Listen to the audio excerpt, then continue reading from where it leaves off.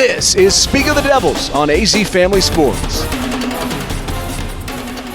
Welcome to Speak of the Devils, the premier TV show for Sun Devil football. I'm Brad Denny with 3TV. And I'm Joe Healey with DevilsDigest.com. Joe, the Sun Devils have some plans in December, finally. The Devils will be bowling. That is a great thing to say. A huge box was checked for this 2024 season where things are really coming together for Kenny Dillingham and Sun Devil football after a 42-21 victory on the road at Oklahoma State, which endured a multi-hour halftime delay due to some rough weather out there. But in the end, it was a beautiful day for Sun Devil fans everywhere with the Devils getting that sixth win, getting to bowl eligibility, but they're not done yet. 4 games left in the season to see how ASU can make this an even more special year for the football team. Yeah, a lot still at play for this group of Sun Devils that, at least in a national sense, are vastly overachieving. 6-2 on the year, but you talk to anybody in that building, this is a program that feels that they are right on track and playing up those expectations. But yeah, you mentioned, Joe, a 2-hour, 38-minute severe weather delay had us in the press box kind of looking up, some scenarios like what happens if a game is called due to weather, because after a first half in which ASU had a 21-14 edge thanks to a clutch drive near the end, storms rolled in, lightning shut things down for a while. And anybody remembers the opener last year, ASU had a big storm delay, came out real sluggish, barely held on. That was not the case in the second half on Saturday night. Yeah, I was kind of a little nervous myself entering that second half. Like, man, will something come together for the home team if they do get back on the field? There are a lot of people on social media during halftime were saying, well, I didn't really want to win like this, but I'll definitely take it, especially if it gets ASU to bowl eligibility. But, man, ASU didn't need any favors from nature over the course of that afternoon, because once they hit the ground once again for the second half, it was all Sun Devils. A little bit of luck on that very first play, or some good fortune, I guess you could say, on a penalty on what would have been a kick return touchdown for Oklahoma State. But ASU just steamrolled through the Cowboys on the shoulders once again of Cam Scattaboo to get to that large margin victory and get another one in the books, and once again get that bowl eligibility for second-year head coach Kenny Dillingham. Yeah, Scat put together a performance that earned him the 4th Big 12 Offensive Player of the Week award of the season. A fourth time out of 8 eligible games so far this season. 153 yards rushing, 121 receiving, 3 total touchdowns. But it kind of came at a cost because he got dinged up there near the end. And on Monday, Kenny Dillingham said that Scat was questionable to doubtful to play. That's going to leave a gaping hole in this team. Yeah, that's a big deal. Obviously, Scott, one of the most productive running backs in the country. There are some folks that have him within the top 10 of their Heisman voting list right now. That shows you how he's not just getting credit among the Sun Devil fan base, not just in the Big 12 with awards like the Conference Offensive Player of the Year that he's had multiple times, but he's getting on the radar of some really big accolades. And man, if you're a 4-time Conference Player of the Week, it's got to put you heavy in the running for the Conference Player of the Year on the offensive side of the ball, but that will be determined in about a month or so. What else can you say? 153 net yards with a touchdown on the ground, 121 receiving yards with 2 scores on 4 receptions. He did just about everything, but man, it was a coming out party also for Sam Levitt. For all the accolades that Scat got, deservedly so, Sam Levitt had his best passing game as a college quarterback. 20 out of 29 passing, 304 yards, 3 touchdowns, no interceptions. He took 2 sacks, had a run that was very valuable, even if it wasn't a long and star-studded one. So ASU's offense very balanced, and they came to play on Saturday. 529 total yards, the most since the 2022 season finale. 10 of 16 third down conversions. That was, to me, the big number of the game. ASU's offense was able to sustain those drives and put up those points. Obviously scoring 40.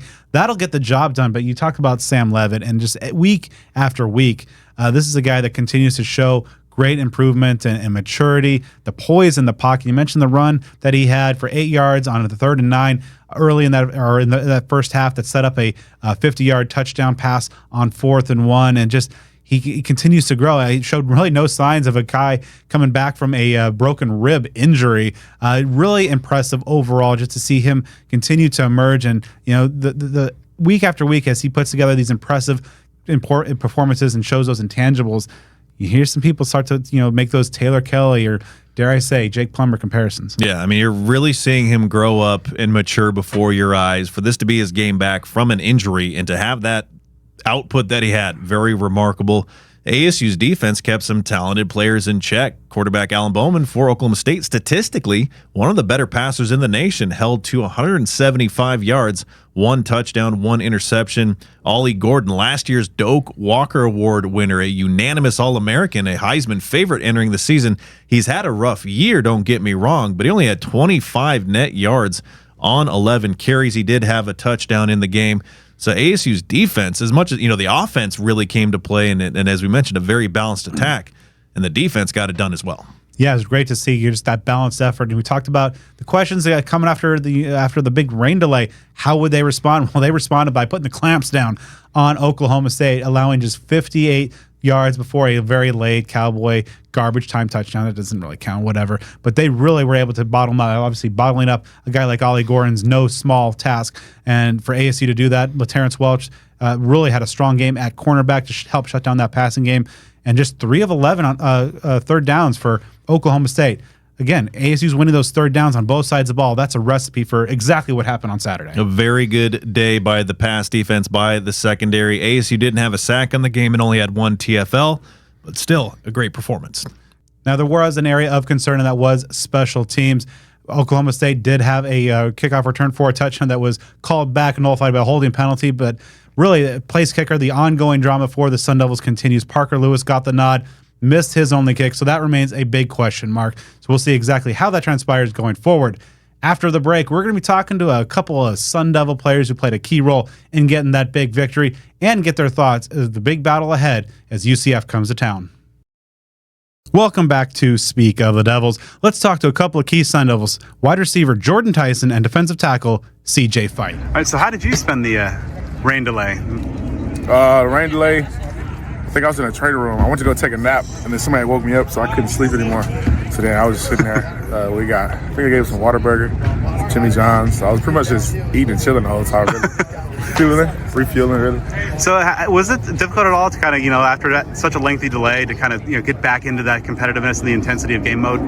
I mean, once you have something to play for, obviously football, every time you get on the field, you kind of get that motivation. Obviously, I wouldn't say everybody was, like, when we first were told that we're about to go out, I don't think everybody was actually ready, prepared, because everybody probably had their mindset that, I don't know if we're going to be able to restart this game. But then once we were told we were about to restart it, then it was like, all right, we're ready, let's go. So that's when everybody's mind flipped, the switch flipped, everybody locked back in, refocused, and went out there and finished the game. You guys did a great job against the run, shutting down the reigning Doak Walker Award winner. What were some of the keys to that performance of just really kind of limiting the Cowboys on the ground? Just doing our job, doing our 111, dominate up front, just playing team football, really. Just doing what we do week in, week out, just making sure we get the job done, execute. Obviously getting that 6-win, bowl eligibility, getting the Devils back to the postseason for the first time in a while. What did that mean from a player's perspective? It means a lot, but that's not our main goal here. We didn't start this season off by saying we're trying to get 6 wins and make it to a bowl. So, the job's not finished. We still have a lot more to accomplish and a lot more games to win. Did it feel good, though, just so you maybe get that one thing checked off the list? Oh, for sure, without a doubt. Every accomplishment, you need to look at it and appreciate it. So we appreciate it, showed appreciation. We were happy for it, and now it's time to move on. It was last week, so now it's time to move on and continue to work day in, day out. What were some of the keys to, having that road performance? Because obviously, as Kenny was talking about, sometimes the road performances doesn't necessarily match the home performance as well. But, what did it mean to just be able to go out there and get a dominating victory away from Tempe? It shows that we're improving. Obviously, we knew going into the bye and coming out the bye that we needed to get a win on the road. We need to find some way to get energy on the road and how to compete on the road with the same energy and intensity as we did at home. So it was good that we were able to do that and have that same energy, intensity, play hard, the same way we did at home. So now we just need to let it flow over and just make sure our home games and our away games, same intensity, same energy, just bring the juice the whole time. How do you feel the D tackle group is coming along? Now 8 games in the season. Jacob, Jeff, Zach in that group as well. We're getting a lot better. We're maturing. We're healthy now, so we're full strength, full capacity, so we can rotate the guys in and out. There's no drop off. So each group we have full confidence in each group. So just each group going in, going out, just play hard as you can while you're in, and then you'll get subbed out when you're tired. So it's good to have like that flow of, all right, I'm gonna play as hard as I can for the team. All right, now coach gonna sub me out. So it's just good to have that so everybody can play hard. What's the motivation now for you guys? You talk about already having the bowl game checked off, but it's just that's last week on the next week. What's the motivation now? What's pushing the team along? I mean, it's really our culture. Our culture is ball the team, finish. So we just have to go day in, day out. Just think about those things. And obviously, we were picked 16th in the Big 12 beginning. We still haven't forgot about that. Each game before we start in our team meeting, when we go over a team, we see like coach keeps 16th at the bottom. So we always play. We play with our chip on our shoulder. That's what's pushing us. So just keep playing with that chip. Keep playing with energy, playing hard. So that's our identity. So we just got to keep playing with that identity, that culture. Saturday, you're facing one of the best rushing teams in the country, one of the best backs in the country, in RJ Harvey. What kind of jumps out about what on film about what makes the Knights' run game so effective? He's a shifty back. He'll start over here and end up on the other side. So you just gotta. It's just about being disciplined and your job, like we say, 111. So as long as we do our 111, do our job, just gonna execute, do what we need to do to continue to keep the ball rolling. Been about a month since you guys had a home game, and being in front of those Sun Devil fans. When you guys are out there and that stadium's rocking, what impact does that have? Actually, the noise and the energy. What actual tangible impact does it have on the field? I didn't really notice how much of a difference it makes, but when you have people behind you cheering you on, it just gives you like a boost of energy. Like I know when you hear the crowd cheering, and you make a play, hear the crowd cheering, you just feel the juice as well. You just start screaming. So, you go like say you make a play, you run to the student section, throw your hands, and the student section gets loud. So it's just like the energy they bring, it just feeds and it fuels you. So it helps a lot for sure. I didn't really notice, especially compared to last year, going from last year to this year, seeing the Valley activated. It's a sight to see. It's so fun. So what did you do during the 2.5 hour unexpected rain delay? I was just chilling. We had watched all of the first half, took notes, made some adjustments since we had all that time. Just was chilling for real, got off my feet. Didn't want to come out and be tired, dead legs and all that. So just chilling for real, kind of just be patient. Was it hard to kind of get back into that competitive mindset, after such a lengthy delay? Yeah, it was a little bit, but just came out kind of focused, so it wasn't too hard. How good was it just to have Sam back in there leading that offense? Man, amazing. I miss being out there with 10. Just a great leader, does all the right stuff. So, yeah, it was amazing. Needed him. Obviously, you guys, cap off that first drive with the touchdown connection. But later on, he had that run on it was 3rd and 9. He had that broke like 3 tackles to set up the touch on 4th down. What does it mean from like a player's perspective to see your quarterback, just doing like that? Obviously, he's not 100% with that rib, but able to tough it out and make a play like that situation. Shoot, it was crazy. I was looking back, I was in shock. I was like, dang. Like he broke 3-4 tackles and then almost managed to get the first down. And then we went for it on 4th and 1, ended up being a touchdown. It was amazing. He's just a playmaker. How have you seen your guys' rapport and chemistry develop? Now 8 games, and obviously it seems like every week there's at least 8 catches, touchdown, or something like that. It's amazing. We just work at it, bro. We be here at practice. We be talking about it, certain looks. Then we watch our film, so we know what look we're getting, and then we know where the ball's going. So it's amazing. Just putting in the time and the effort.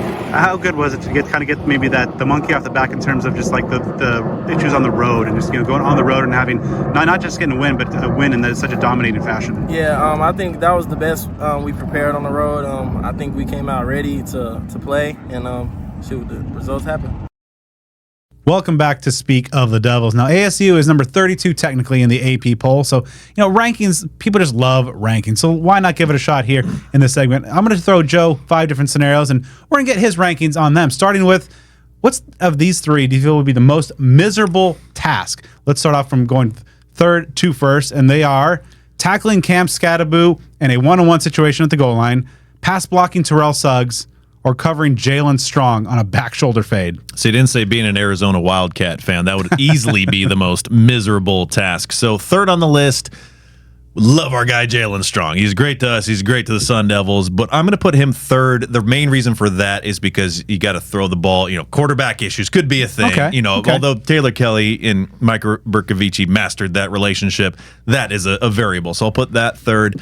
I'm going to put Scat one-on-one on the goal line second. I kind of flirted with first, but I'm going Terrell Suggs first. For my money, in my estimation, the best pass rusher in the history of college football. So that's no slight to Scat being second to that number one. All right. Secondly, ranked by least confidence in the contenders, the 2016 Arizona State pass defense, the 2023 Arizona State quarterback situation, or the 2024 Arizona State field goal kicking situation. So I'm actually going to put the field goal situation third. Not a lot of confidence there, but and I don't know if this is answering the question the wrong way, but it hasn't yet really affected the team in a highly traumatic way. I'm going to put that 2016 pass defense. My goodness, when I read like that is some memories from the past of what went on in that year. A lot went wrong that season. And I guess the 2023 quarterback situation, when you have running backs and tight ends starting at quarterback, I mean, goodness gracious, you got a lot going on there.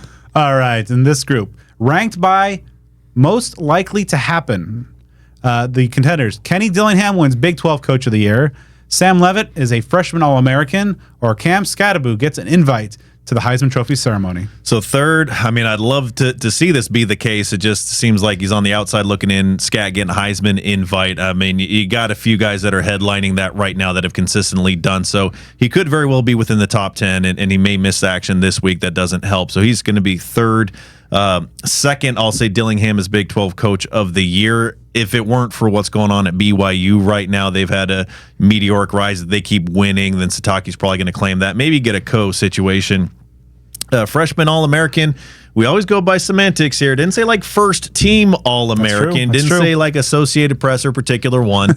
There are a couple freshman quarterbacks that are doing some things, so it's possible that Sam Leavitt, could get freshman All-American, and he might really deserve it. So that one to me strikes me as the most plausible. This next group is ranked by who you want most in a must-win game.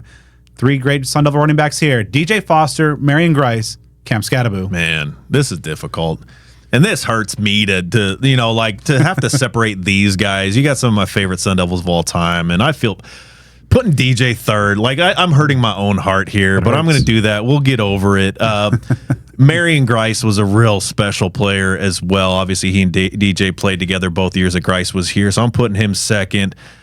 I mean, Scat has just done it. I talked about how I think he has that carry the team on his back quality that I don't know that I've seen from ASU since Jake Plummer. So I got to give him first. But, man, any of those three backs, any of those three human beings, I'll take on my team every single day. It's that debate that in the press box during the weather delay that actually spawned the idea for this segment, because there's no wrong answers here. All right, rounding it out, finally, ranked by most surprising season for the Devils, 2007, 2012, and 2024. 2012 is third on the list because that was actually a two-game improvement. 11 was a chaotic thing, but they still went to a bowl game. 2007 is going to be second to me. That was a significant increase. Dennis Erickson's first year was very surprising to have won 10 games that season. But everything that ASU has come out of, not just last year, but the last 2 years. And as we've talked about many times, they're basically skipping a season. This is the output that we kind of envision for 2025, not 2024. We're thinking this might be a 5-win team, something like that. So of those three, and honestly, it could be one of the most surprising of all time, is this 2024 season. A lot of credit due to Dillingham, the staff, and the players for what they're doing. Yeah, as we mentioned, there's still 4 games left, so this could be an even more special season when all is said and done. But after the break, it's time to talk some football. Joe and I will preview ASU's big-time Big 12 matchup this Saturday night when they host UCF. Welcome back to Speak of the Devils, and ASU takes the field this Saturday against UCF, looking to continue their winning ways, build upon that bowl eligibility that was attained last week at Oklahoma State. This is not the first meeting between these two, but it's only happened once back in 2002 when ASU played UCF in Tempe. A big storyline here. It's kind of a teacher versus student affair with Gus Malzahn, head coach of UCF. He mentored Kenny Dillingham. Kenny Dillingham was his offensive coordinator at Auburn in 2019. Both men essentially come from the Todd Graham coaching tree, as Malzahn coached under Graham at Tulsa. So there are some relations here in the head coaches that will go head-to-head in this battle. UCF, a very streaky team. They are 4-5 on the year. began with 3 straight wins, then 5 consecutive losses before beating Arizona 56-12 last week in Orlando. I know Sun Devil fans probably got a little chuckle out of that one. But this one is going to be, a game with ASU. We don't really know what we're getting into offensively here for the Sun Devils if Cam Scadaboo is out of action. We haven't really seen that this year. We've seen ASU without its quarterback, not without its star running back. That's not to say that they don't have talented backs to replace him, but that is a big loss. You just cannot immediately replace a Heisman contender should that be the case on Saturday. Yeah, you're going to be seeing a lot of Tyson Brown for the Sun Devils. The very talented sophomore back has scored 2 touchdowns in the win over Oklahoma State under Carlos Brooks, the wily physical veteran. Some big shoes to fill, but both of those guys are pretty capable. UCF has had a quarterback carousel, to say the least, this year. 4 different quarterbacks have started through 9 games, but they might have found a good one in last week's starter, Dylan Risk, a redshirt freshman. He threw for 294 yards with 3 touchdowns and 55 rushing yards against Arizona last week. The headliner for UCF is running back R.J. Harvey, one of the best in the nation. He ranks 3rd nationally in rushing yards per game. He has 18 total touchdowns and over 1,200 rushing yards this year. That's going to be a big one. They've got a good receiver in Kobe Hudson, tight end Randy Pittman Jr., so they have a few targets they can work with on offense. They are one of the top rushing teams in the country. That is going to be a tough task for ASU's very star-studded rush defense. Yeah, ASU, the defense really put the clamps down on Oklahoma State last week, especially in that second half. But, man, it's going to get real tough. The Knights had 600 yards. Now, granted, it was against a depleted U of A offense, but it's going to be a tough challenge, especially now that the Knights seem to have some run-pass balance. Yeah, and on defense, UCF, they're good against the run. They rank 34th nationally, and so you wonder if Scadaboo's out, does that really damage ASU's ability to be successful offensively? But they're 104th in the nation against the pass. Sam Leavitt had his best passing game as a college quarterback last week. Can he build upon that momentum? Will you see ASU air it out a little bit more than normal given that matchup and the possibility of being without Scadaboo in this game? So that takes us right into our keys, and I think one of them is that you got to attack through the air. Like I said, Leavitt coming off of a great passing game. It's a team that doesn't do much against the pass, and you're maybe without your star running back. Makes sense to me. Yeah, Leavitt, this is an opportunity for him to kind of take another step forward in his development. A big key for me is when ASU is on defense. Really, even though that Dylan Risk had a big breakout performance last week against U of A and being a kind of a dual threat guy, you know that R.J. Harvey's one of the best backs in the country. Load up the box, try to limit his damage because this is one of the best rush teams in the country. Make Risk beat you. So 2 keys here. You got to get and keep momentum in front of that home crowd, and part of doing that is to try to put the clamps on that run game for UCF. All right, so looking at ahead to see how we think this game's going to play out. I think it's going to be a tough one for the Devils. I mean, this is a team that both teams really are coming in with some confidence, but ASU just has that something extra when they're at home between the buttes. I think the Devils get it done, 28-24. I'm a little bit more concerned. I don't know how this team will be without Scadaboo, and maybe it's a little reverse psychology. I picked Oklahoma State last week. I'm going with a 27-21 UCF victory in this one. All right, let's see if one of us, or I guess one of us, is going to be wrong at some point. Let's hope it's the guy over there. But Joe and I will be back in regularly scheduled time next week as we review this game against UCF and look ahead to a daunting road trip to Kansas State.